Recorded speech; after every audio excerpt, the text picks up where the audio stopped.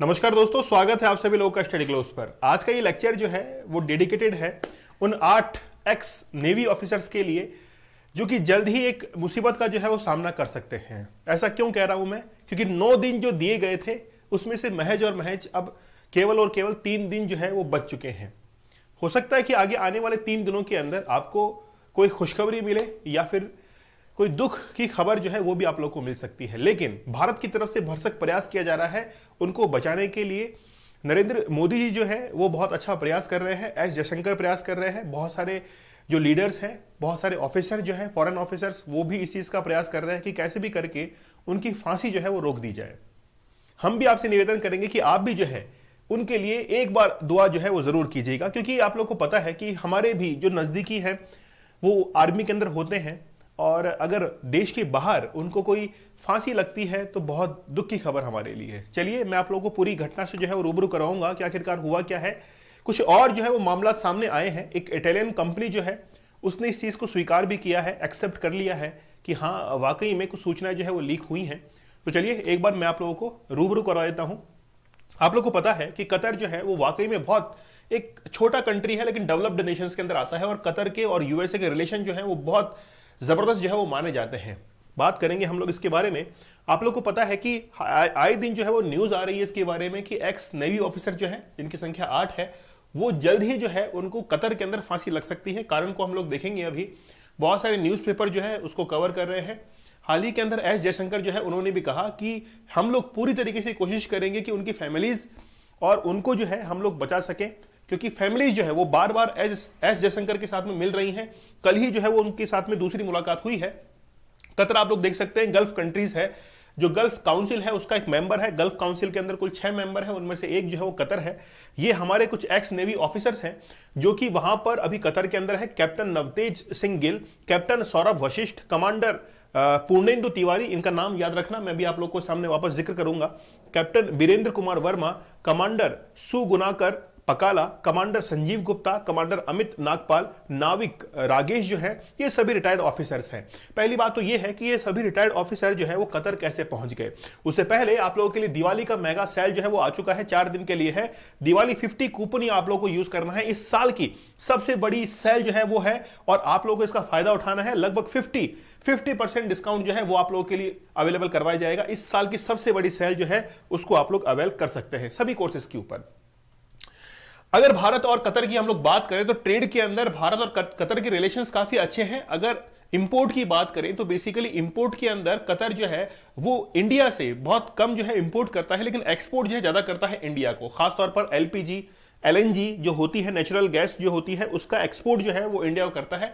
India से भी बहुत सामान जो है वो जाता है कतर के अंदर। ठीक है, अच्छा यहां पर आप लोग देख सकते हैं कि बायलैटरल रिलेशन जो है between 2 countries Qatar and India वो लगभग जो है वो अभी $15 बिलियन के यूएस डॉलर के आसपास में है। और कतर से हम लोग जो है वो LNG, liquefied natural gas, LPG जो है उसको भी कतर से मंगवाते हैं और भारत से कुछ कमोडिटीज जो है वो वहां पर पहुंचती हैं। अगर हम लोग इंडियंस की बात करें जो कि कतर के अंदर रहते हैं तो आप लोग देख सकते हैं कि लगभग 25% ऑफ द कतर पॉपुलेशन जो कि कतर के अंदर रहती है वहां पर वो अपने रिलीजन को फॉलो करते हैं। जैसे मान लीजिए हिंदू वहां पर गए हैं तो हिंदुज्म जो है उसको फॉलो कर रहे हैं, वहां पर कोई रोक टोक उनके ऊपर नहीं है, आराम से इजीली जो है वो कन्वे कर पाते हैं। खास बात यह है कि भारतीय नेवी ऑफिसर जो है वहां पर लेने क्या गए थे, क्यों पहुंच गए हैं। देखिए क्या होता है कि हमारी जो डिफेंस की जो एक्सपीरियंस होता है वो बड़ा जबरदस्त होता है। ट्रेनिंग जो है वो हमारे पास में बहुत अच्छी खासी होती है और इसका लोहा जो है वो पूरे विश्व के अंदर माना जाता है कि भारत के अंदर जो ट्रेनिंग दी जाती है आर्मी मैन को वो बहुत एक अच्छी उम्दा जो है किस्म की होती है। इसी का लोहा जो है कतर ने माना और उन्होंने कहा कि हमको जो है वो आपके नेवी ऑफिसर जो है वो चाहिए।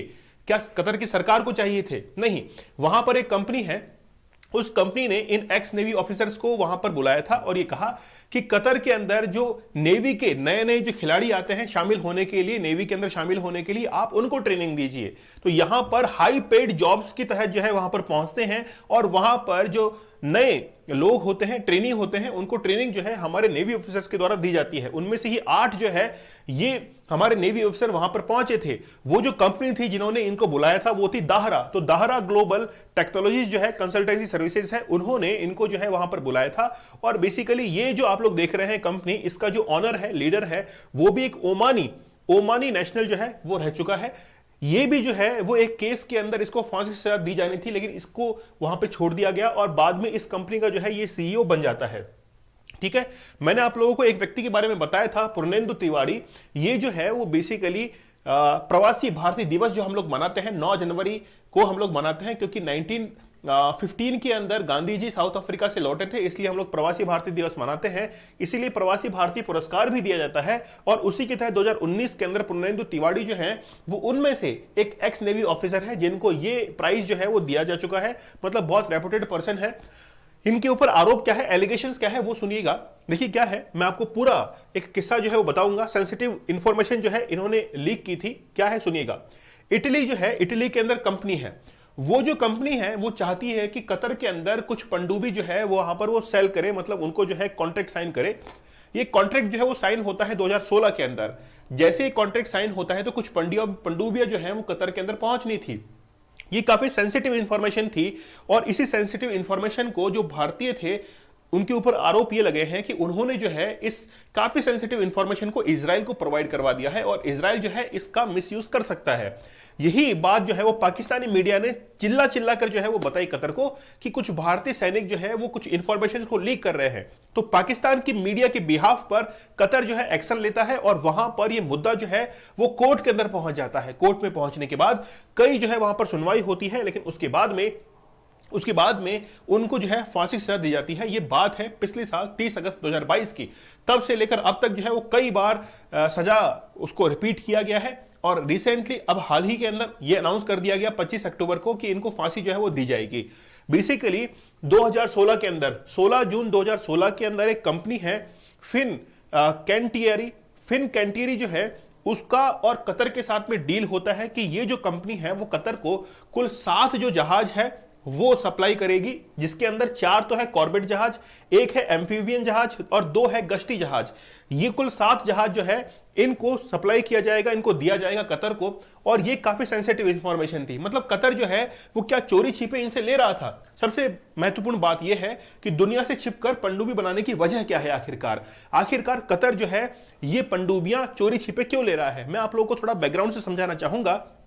जब 1991 के अंदर गल्फ कंट्रीज में जो युद्ध है वो समाप्त होता है, उसके बाद में इराक की जो तानाशाह है सद्दाम हुसैन, उन्होंने एक कंपनी के साथ में डील की और ये कहा कि मुझे पनडुब्बियां चाहिए। वह भी कंपनी जो थी वो एक इटालियन ही कंपनी थी। इटालियन कंपनी के साथ में डील होती है और सद्दाम हुसैन जो है उसको पनडुब्बियां मिलना तय होती है लगभग, लेकिन एन वक्त पर वो सीक्रेट इंफॉर्मेशन जो है वो लीक हो जाती है और ये बात पता लगती है कि ये सद्दाम हुसैन जो है वो पनडुब्बियों के द्वारा यूएस और दूसरी कंट्री जो है उस पर न्यूक्लियर अटैक भी कर सकता है।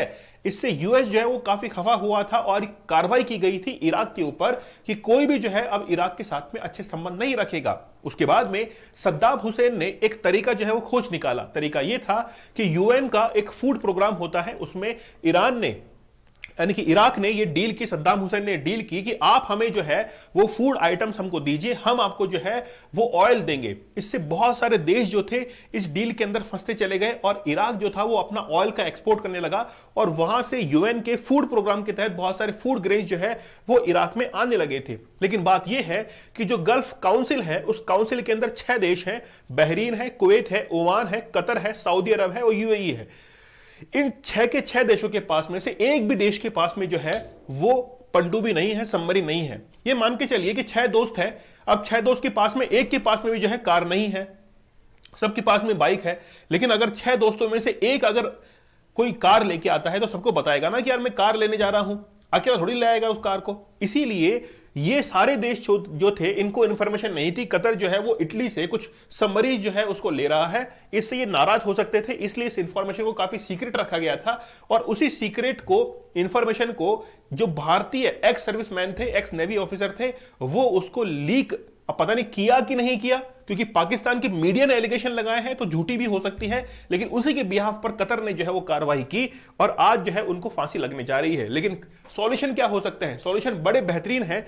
यहां पर आप लोग देखिए कि मेलोनी और प्रधानमंत्री नरेंद्र मोदी, इनके बहुत सारे वीडियोस आप लोगों ने देखे होंगे कि अब जो है वो नई भाभी जी मिल चुकी है। ऐसे कई वीडियोस आप लोगों ने देखे भी होंगे, लेकिन फिर भी जो है हमारे और इटली के रिलेशंस बहुत जबरदस्त हैं। इसीलिए हो सकता है कि प्रधानमंत्री नरेंद्र मोदी जो है वो उनसे कहे कि आप जो है इसको रुकवाइए, क्योंकि हमने भी जो है आपके 2 सैनिक छोड़ दिए थे।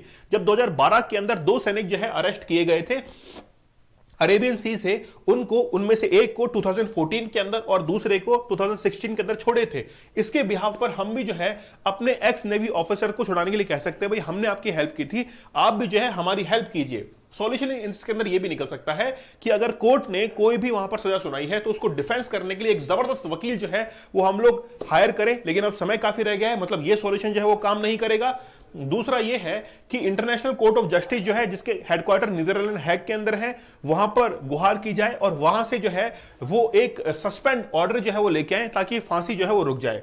ये जो ऑर्डर है यानी कि कोर्ट ऑफ जस्टिस, इसके लिए बहुत देरी हो चुकी है क्योंकि अब 2 से 3 दिन जो है वो शेष रह चुके हैं। तीसरा यह है कि प्रधानमंत्री नरेंद्र मोदी जो है वो सीधा कतर से बात करें कि आप जो है इस फांसी को रुकवाइए, क्योंकि आगे आने वाले समय के अंदर हम लोग जो है अपने और भी ट्रेड रिलेशन जो है वो बढ़ाने वाले हैं। सबसे अच्छा सॉल्यूशन क्या है? सबसे अच्छा सॉल्यूशन यह है कि इटली से जो है वो बात की जाए, इटली दबाव बनाए कतर के ऊपर कि आप जो है इनकी फांसी को रोक दीजिए, सस्पेंड कर दीजिए। हां, हो सकता है कि आप जो है इनको भारत में भेज दीजिए, वहीं पर भारत के अंदर ही इनका निर्णय किया जाएगा। एक सॉल्यूशन ये निकल सकता है।